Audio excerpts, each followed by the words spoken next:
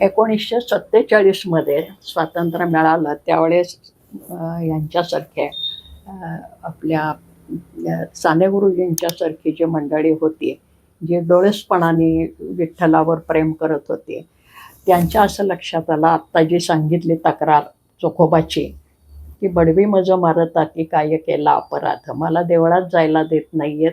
आणि साने गुरुजींचं म्हणणं होतं की सर्वांना मंदिर प्रवेश मिळाला पाहिजे,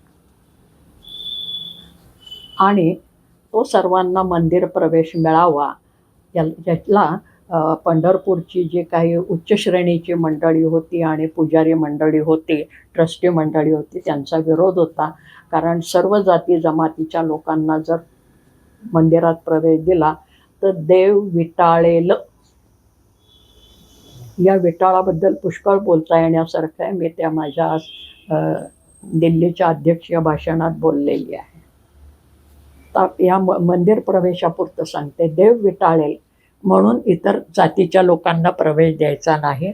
परंतु तोपर्यंत काळ बदललेला आहे. 1947 स्वातंत्र्य मिळालेलं आहे. जात विरोधी सरकारचं धोरण आलेलं आहे. काँग्रेसचं सरकार त्यावेळेला आहे. आणि त्यावेळेस सरकार म्हणजे पुरोगामी ज्याला आपण म्हणतो येतो, तर तसे लोक साने गुरुजींच्या पाठीशी फार मोठ्या प्रमाणावर उभे राहिले आणि सगळ्यांनी मिळून सत्याग्रह केले, मोर्चे काढले, सरकारला निवेदनं दिली. अशी ती एक मोठी चळवळ झाली, मंदिर प्रवेशाची चळवळ. तशी आमच्या ह्याला पण झाली, नाशिकला पण झाली, काळाराम मंदिरामध्ये प्रवेश करावा म्हणून. आणि या मंदिरांच्यामधनं प्रवेश खुला झाला. प्रवेश खुला विठ्ठलाला आता म्हणजे विठ्ठलाच्या मंदिरात आता अंत्यज लोक जाणार, हे अनेक उच्चभ्रूंना आणि पुजारी पंडे लोकांना आवडलं नाही. आवडलं नाही म्हणजे त्यांचा कडकडून निषेधच होता. पण सरकारच्या पुढे काय करणार, कायद्याच्या पुढे, म्हणून त्यांनी एक अक्कल शोधून काढली. ही आमची परंपरागत माणसं असतात उच्चभ्रू, ते फार छान डोके लढवतात. त्यामुळे ते देवाचा मध्ये प्राण असतो, आणि आम्ही ज्या वेळेला मंत्र म्हणतो पुजारी, त्यावेळेला त्या प्राणाला मंत्र आम्ही म्हणत असतो.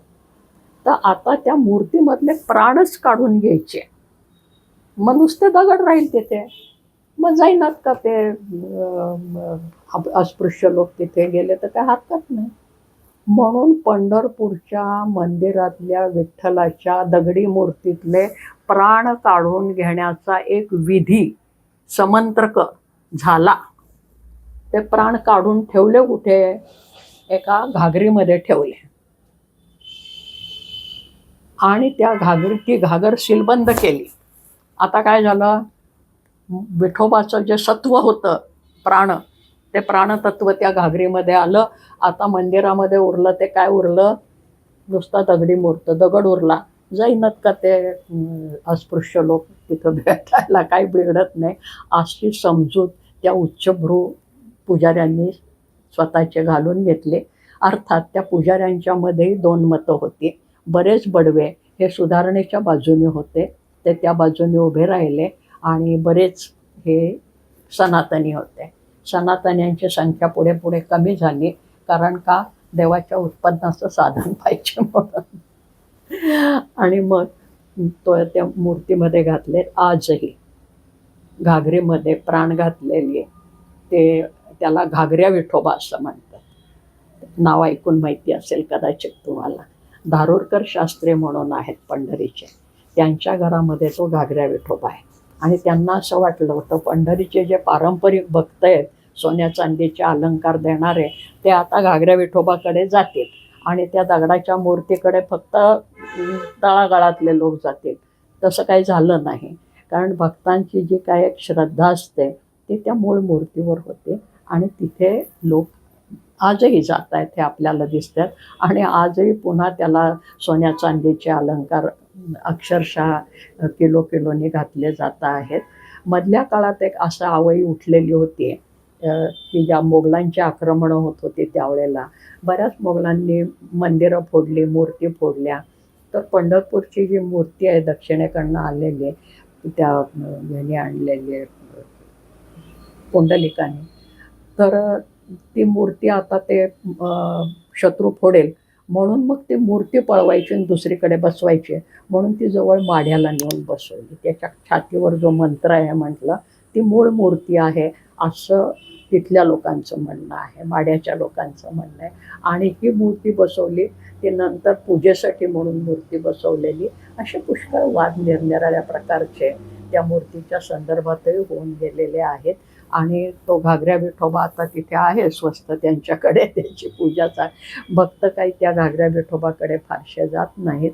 आणि हे सगळं वर्णन किंवा या सगळ्यावर पुरोगामी बडवे खूप मोठ्या प्रमाणावर होते आणि त्यांनी त्याला पाठिंबा दिला आणि त्यांच्या पाठिंब्याने ते मंदिर सर्व जाती जमातींच्यासाठी 1947च्या मेमध्ये खुलं झालं.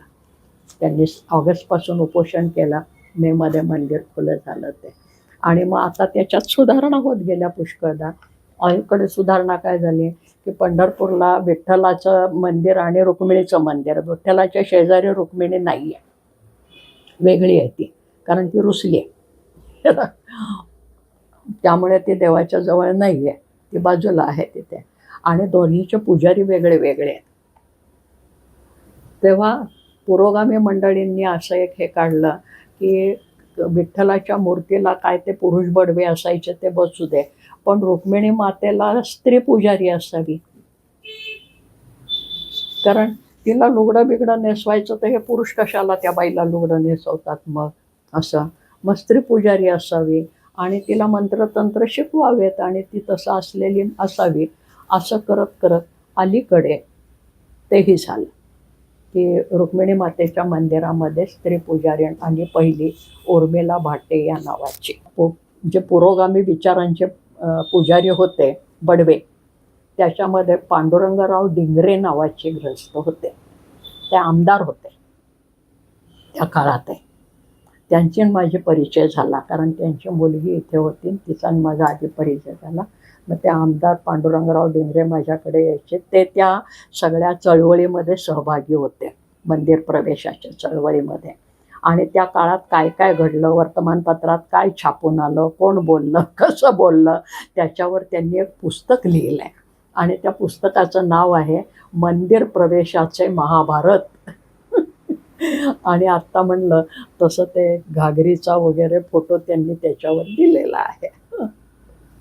तुम्हाला ते पुस्तक आणि त्याचं हे दाखवते. आणि पांडुरंगरावांनी मला स्वतः ते दिलं आहे पुस्तक.